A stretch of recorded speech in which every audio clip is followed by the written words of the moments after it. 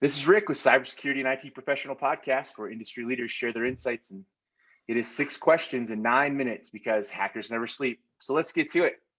Chris, question number 1 in a few sentences. Tell us who you are and what you do.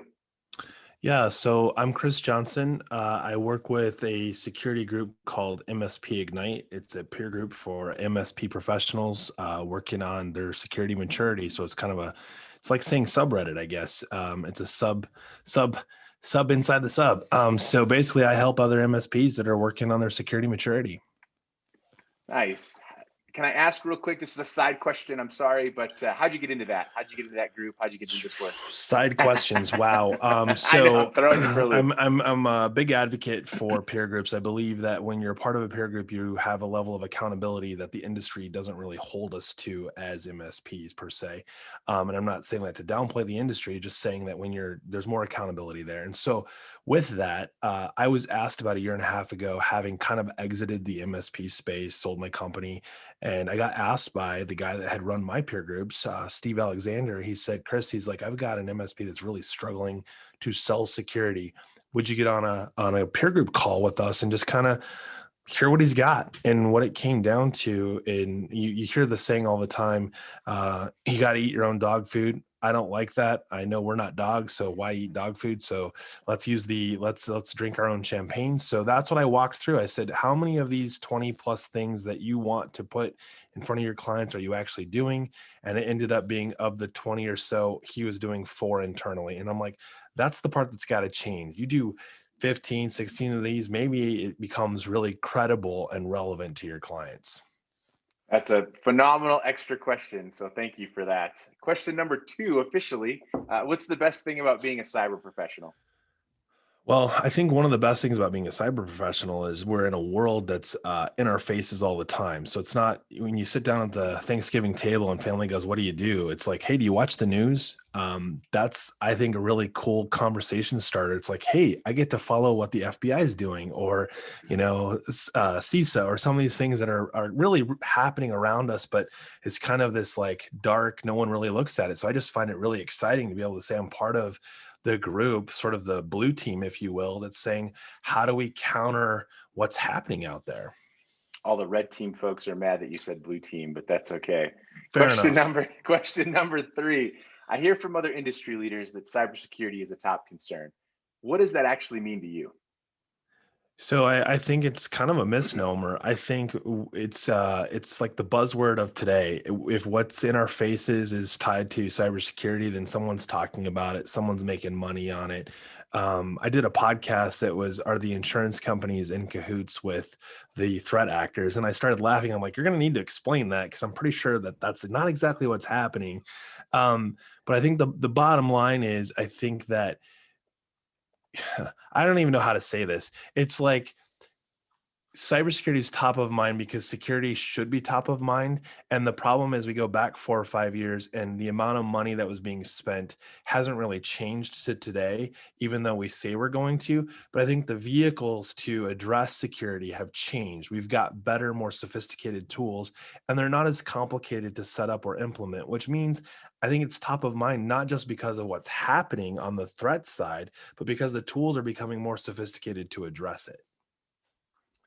Great answer. I appreciate that. Question number 4. What piece of insight do you want to share with other cyber experts?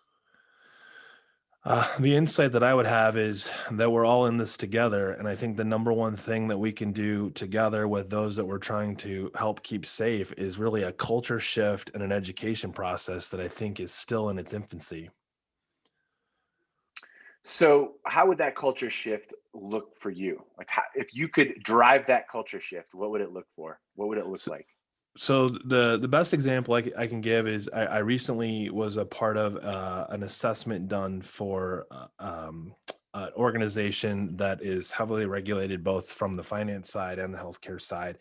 And the conversation, as I gave them my findings, was that they wanted me to create a security exception around having the network share include the NTFS permissions group everyone, because that's Microsoft best practices and we're following best practices. And so I thought, before I really put myself in back myself into a corner of my own doing. I said, and they did, in fairness, they gave me the opportunity to kind of go in and put together a better answer than just because that's not secure. So I talked to about 7 MSPs and 2 or 3 MSSPs, and I just asked the question: when you set up a network share, what does that look like? And without fail, not one of them was willing to leave the permissions group, everyone on any share, period. And so when I asked why, one of the responses, and I'll never forget it, because I got it via writing instead of on the phone. So like on the phone, we had the conversation. He's like, let me go talk to my team. And one of the engineers on his team goes, that sounds like lazy IT and an inexperienced systems administrator. And I want to put some perspective on that, is that we all remember having that person get brought onto your team. It's like, I went through the Microsoft boot camp, and they were like, they could answer all the questions in the world as it pertains to how to actually get something done.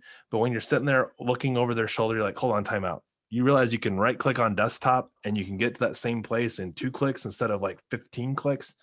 They're like, and the response you get, of course, is, that's not how I was taught in the boot camp. It's like, welcome to the world of street smart versus book smart. And I think that's one of the things that I would say is we've got to change that mindset. And in fairness, what do you tell a client when you go, well, my vendor's product told me that that's wrong and it's not secure? And they're like, never heard of them. Right.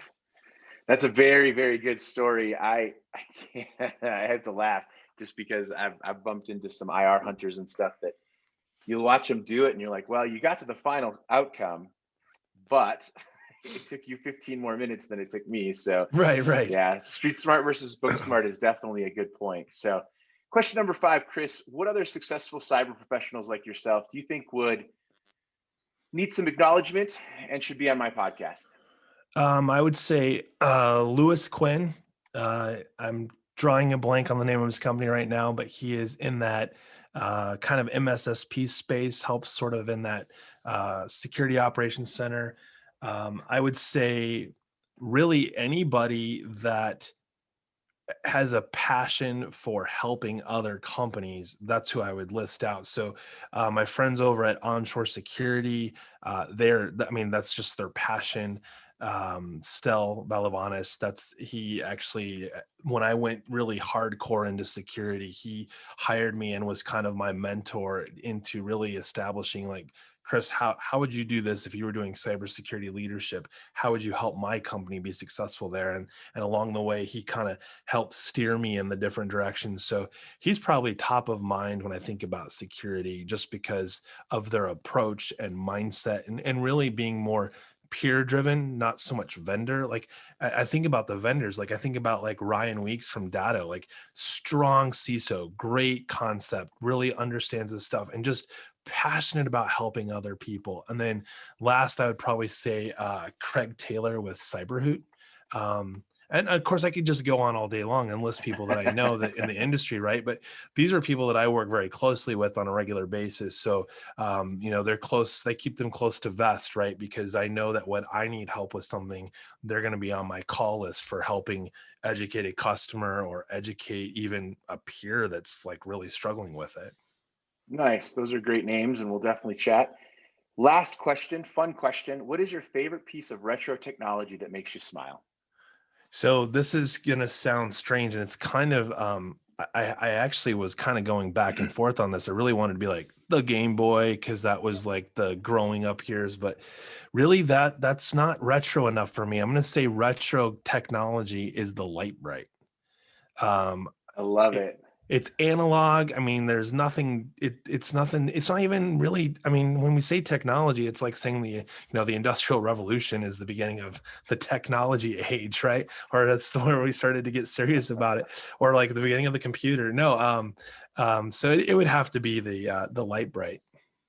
That's awesome. That is a new one on this show, but you did it. 6 questions in 9 minutes, because the best know when to be concise and when to end.